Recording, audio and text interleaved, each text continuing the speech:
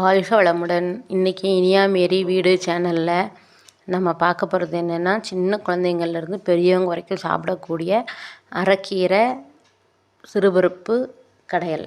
அது எப்படி செய்யலான்னு பார்க்கலாமா? அதுக்கு நம்ம ஒரு கட்டு அரைக்கீரை வாங்கி வச்சுக்கணும். இந்த அரைக்கீரை கடையல் மாசமாக இருக்கிறவங்க நல்லா சாப்பிட்லாம், உடம்புக்கு ரொம்ப நல்லது. இதுக்கு நம்ம ஒரு கட்டு கீரையை வாங்கி அதை நல்லா கை பார்த்து எடுத்துக்குவோம். இப்போ நம்ம இதை பொரிக்க போகிறதில்ல, கடையாக தான் போகிறோம். அதனால் இலையை மட்டும் தனியாக பிச்சு எடுக்கணும்னு அவசியம் இல்லை. அதில் எதுவும் கழிவு பூ இருக்கா, அப்படி இல்லைன்னா இந்த சில நேரம் அதில் பூ இருக்கும்.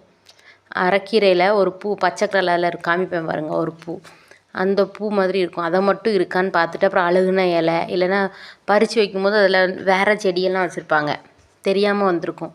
அதெல்லாம் பார்த்து கை பார்த்து நம்ம எடுத்து வச்சுக்கிட்டோம்னா இந்த அரைக்கீரை கடையை ஈஸியாக செய்யலாம். இது கை பார்க்குறது ரொம்ப ஈஸி தான். இவ்வளோ தான்.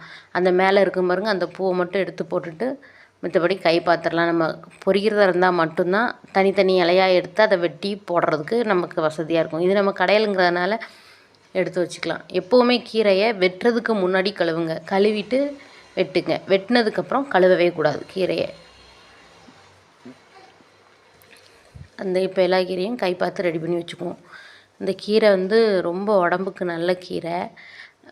இது தினமும் கீரையை சாப்பிடவும் கூடாது.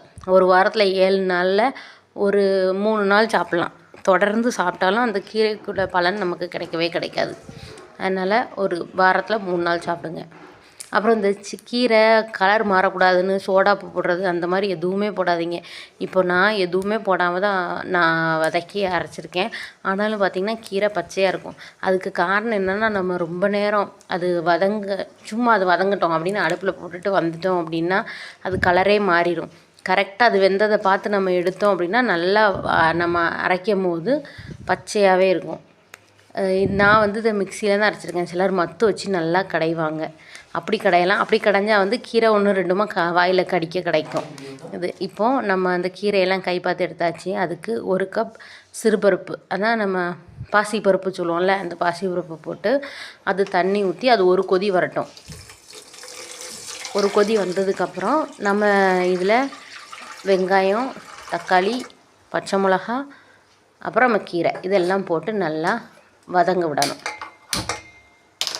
நல்லா ஒரு கொதி வரட்டும். நல்லா அந்த பாசிப்பருப்பு கொஞ்சம் வேகணும். பாசிப்பருப்பு சீக்கிரம் வெந்துடும், பாசிப்பருப்பு வகை நேராகாது. இப்படி ஒரு கொதி வந்ததுக்கப்புறமா அதில் 2 பச்சை மிளகா, உங்களுக்கு காரம் அதிகமாக பிடிக்கும், மைல்டாக இருந்தால் பிடிக்காது அப்படின்னு நினச்சிங்கன்னா கூட 2 பச்சை மிளகா போட்டுக்கலாம். ஆனால் இது நம்ம புளிக்குழம்பு இது கூட வச்சு சாப்பிடும்போது கொஞ்சம் உரப்பு கம்மியாக இருந்தால் தான் நல்லாயிருக்கும். 2 பச்சை மிளகா, 2 பெரிய வெங்காயம், 1 தக்காளி. சின்ன வெங்காயம் போடுறதா இருந்தால் 20 சின்ன வெங்காயம் போட்டுக்கோங்க. போட்டுட்டு நம்ம கை பார்த்து வச்சுருக்கோம்ல அந்த கீரையும் இதில் சேர்த்துக்கோங்க. அரைக்கீரை, இந்த அரைக்கீரையும் சேர்த்து அதை மூடி வச்சு வேக வச்சுக்கோங்க. கீரை வேகும்போது உப்பு போடாதீங்க, நம்ம அரைச்சி முடித்ததுக்கப்புறம் உப்பு போடுங்க. எனக்கு சொல்லிக் கொடுத்த பாட்டி அப்படி தான் சொல்லிக் கொடுத்தாங்க. ஆனால் அது எப்படி அது எதுக்குன்னு சொல்லலை. அது நானும் இன்ன வரைக்கும் அப்படி தான். நம்ம அரைச்சதுக்கப்புறம் தான் நான் உப்பு போட்டுக்கிடுவேன் அதில். இப்போ இது கீரை மூங்குற அளவுக்கு கொஞ்சம் தண்ணி ஊற்றிக்கணும். தண்ணி ஊற்றி அது நல்லா ஒரு மூடியை ஃபுல்லாக மூடுனீங்க அப்படின்னா அது பொங்கி பொங்கி கொட்டும். அதனால் அரைவாசிக்கு மூடி அதை நல்லா வேக விடுங்க.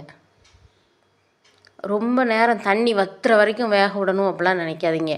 கீரை வெந்துட்டான்னு எடுத்து பார்த்திங்கன்னா கீரை வெந்துடும். கீரை ரொம்ப சீக்கிரம் வெந்துடும். எவ்வளோ கீரை போட்டோம், எவ்வளோ பாதி பாத்திரத்துக்கு ஆயிடுச்சு பார்த்திங்களா? இப்படி வந்தாலே நமக்கு, அதுவும் இல்லாமல் அந்த சிறுபருப்பு இருக்குது பாருங்கள், நம்ம போட்ட சிறுபருப்பு அப்படி விரிஞ்சிடும். அப்படி விரிஞ்சிட்டுனாலே சிறுபருப்பு எவ்வளோ குட்டியாக இருக்கும், அது வெந்த உடனே அது விரிஞ்சிடும். அப்படி விரிஞ்சிட்டுனாலே நமக்கு கீரை ரெடி ஆகிட்டுன்னு அர்த்தம். இப்போ இதை எடுத்து இதில் உள்ள தண்ணிலாம் வேஸ்ட் கிடையாது. இந்த தண்ணியில் கொஞ்சோண்டு மிளகு பொடி, உப்பு போட்டு நம்ம குடிக்கலாம். அப்படி இல்லைன்னா நம்ம கீரையை அரைச்சதுக்கப்புறம் அதை நம்ம போட்டு கிண்டிக்கலாம். நல்லா ஆற வச்சு, இப்போ நம்ம வேக வச்சு எடுத்ததை நல்லா ஆற வச்சு மிக்ஸி ஜாரில் அரைச்சி எடுத்துக்கலாம். பல்ஸ் மூடில் அரைச்சிக்கோங்க. நல்லா மிக்சியில் 1 2 3ன்னு அரைக்காமல் பல்ஸ் மூடில் அரைச்சிங்கன்னா கொஞ்சம் நல்லாயிருக்கும் சாப்பிட்றதுக்கு. இந்த மாதிரி அரைச்சி நம்ம அவிச்சு வச்சுருக்கிறத அரைச்சி எடுத்துக்கணும். எடுத்துகிட்டு அதுக்கு தேவையான அளவுக்கு உப்பு போட்டு கிண்டி வச்சுக்கோங்க. இப்போ இதுக்கு ஒரு தாளிப்பு செய்யணும். அதுக்கு ஒரு பாத்திரத்தை அடுப்பில் வச்சு அதில் தேவையான அளவுக்கு எண்ணெய் ஊற்றிக்கோங்க. எண்ணெய் காஞ்சதும் கடுகு உளுந்தம்பருப்பு, வத்தல், வெங்காயம் இதெல்லாம் போட்டு பொன்னிறமாக வதங்கினதுக்கப்புறமா இதை நம்ம அரைச்சி வச்சுருக்கிற கீரை பேஸ்ட்டில் போட்டு கிண்டி இறக்கிட்டோம் அப்படின்னா நமக்கு சுவையான ஆரோக்கியமான அரைக்கீரை கடையல், பருப்பு கடையல் தயாராகிடுச்சு.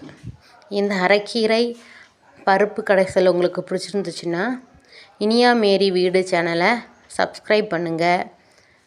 பிடிச்சவங்களுக்கு ஷேர் பண்ணுங்கள். என்னோடய வீடியோஸ் உங்களுக்கு ரொம்ப மனதுக்கு விருப்பமாக இருந்துச்சுன்னா அதை லைக் பண்ணுங்கள். வீடியோவில் ஏதேனும் தப்பு இருந்தாலோ இல்லைனா உங்களுக்கு எந்த மாதிரி வீடியோ வேணும்னு நீங்கள் தேவைப்பட்டாலோ அதை எனக்கு கமெண்ட் பண்ணுங்கள். அப்போ தான் நான் வீடியோ போடுற எந்த விதமான வீடியோ போடலாம் அப்படிங்கிறது எனக்கு தெரியும். இந்த அரைக்கீரை சிறுபருப்பு கடையில் செஞ்சு சந்தோஷமாக சாப்பிட்டு ஆரோக்கியமாக இருங்க. இன்னொரு வீடியோவில் உங்களை